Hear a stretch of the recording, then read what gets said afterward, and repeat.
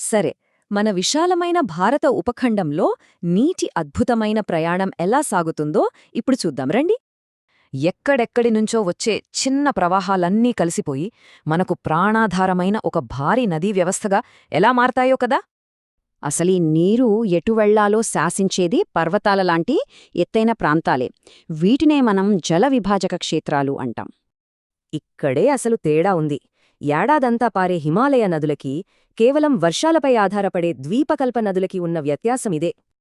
ఇక ఉత్తరాన చూస్తే హిమాలయ నదులు ఏకంగా కొండల్నే చీల్చుకుంటూ అత్యంత లోతైన దారులను సృష్టించుకుంటూ ముందుకు దూసుకుపోతాయి. మానస సరోవరం దగ్గర పుట్టే సింధూనది, జేలం, చీనాబ్లాంటి ఎన్నో ఉపనదులను కలుపుకుంటూ చివరికి అరేబియా సముద్రంలో కలుస్తుంది. కానీ ఇక్కడో ఆశ్చర్యకరమైన విషయం. 1960 సింధూ జలాల ఒప్పందం ప్రకారం మనం కేవలం 20% నీటినే వాడుకోగలము. అటు మంచుకొండలు, ఇటు ద్వీపకల్ప ప్రాంతాల నుండి వచ్చే నీటితో గంగానదీ వ్యవస్థ మొత్తం ఉత్తర మైదానాలను సస్యశ్యామలం చేస్తుంది.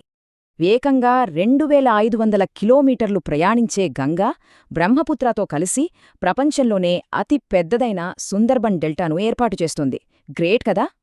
టిబెట్లో పుట్టి సడన్గా యూటర్న్ తీసుకునే బ్రహ్మపుత్ర నది అతిపెద్ద దీవులను సృష్టించడంతో పాటు వరదలను కూడా తెస్తుంది. ఇక దక్షిణం వైపు వస్తే ఈ ద్వీపకల్ప నదులన్నీ పూర్తిగా వర్షాలపైనే ఆధారపడే ఒక విభిన్నమైన జీవావరణ వ్యవస్థను మనకు చూపుతాయి.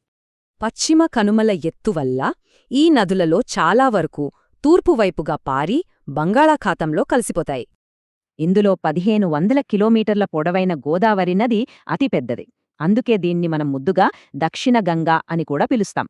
పశ్చిమం వైపు పారే నర్మదా నది లోయల గుండా ప్రయాణిస్తూ మార్బుల్ రాక్స్ లాంటి అద్భుతమైన భౌగోళిక ఆకృతులను సృష్టిస్తోంది. సరే, పారే నదుల నుండి కాస్త పక్కకొద్దాం. పర్యావరణ సమతుల్యతలో నిశ్చలంగా ఉండే ఈ సరస్సులు కూడా అత్యంత కీలకమైనవే సుమా. ఊలర్లాంటి టెక్టానిక్ బేసిన్ల నుండి చిలికా లాంటి తీరప్రాంత లగూన్ల వరకు ఈ సరస్సుల పుట్టుక నిజంగా ఎంతో వైవిధ్యంగా ఉంటుంది. వరదల నివారణకే కాదు, జల విద్యుత్ ఉత్పత్తికి, పర్యావరణాన్ని కాపాడ్డానికి ఈ సరస్సులు మనకు ఎంతగానో ఉపయోగపడతాయి. కాని విచారకరమైన విషయమేంటంటే, పెరిగిపోతున్న కాలుష్యం, పట్టణీకరణ వల్ల మన జీవనాధారాలైన ఈ నదులకు తీవ్ర ముప్పు వాటిల్లుతోంది. ఈ సంక్షోభాన్ని గుర్తించే 1985లో గంగా కార్యాచరణ ప్రణాళిక, ఆ తర్వాత జాతీయ నదీ పరిరక్షణ ప్రణాళికలను ప్రభుత్వం తీసుకొచ్చింది. కాలుష్యాన్ని తగ్గించి నదులకు పునరుజ్జీవం పోయాలనే లక్ష్యంతోనే నమామి గంగేలాంటి ఎన్నో ప్రత్యేక కార్యక్రమాలు ఈ మధ్య మొదలయ్యాయి.